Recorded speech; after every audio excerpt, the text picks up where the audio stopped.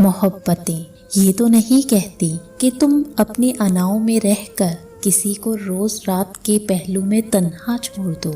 मोहब्बतें ये तो नहीं कहती कि तुम बिल्कुल बेरहम हो जाओ और उसको मोहब्बत की आजमाइश में डालकर नफ्सियाती मरीज बना दो।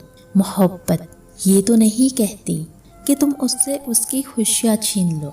मोहब्बत तो एहसास है, खलूस है, इबादत की तरह पाक है। तुम जैसे लोग क्यों मोहब्बत को मजाक समझते हो? क्यों नहीं समझते कि मोहब्बत का लफ्ज़ कहना और निभाना मुश्किल है। मोहब्बत तो वो है जिसको महसूस करने से एक ऐसी महक आए जो दिन भर की थकन को उतार दे, जिसे सिर्फ सोचने से ही चेहरे पे मुस्कुराहट आ जाए। मोहब्बत करो तो उसका एहसास भी करो, क्योंकि जहाँ एहसास नहीं वहाँ मोहब्बत भी नहीं।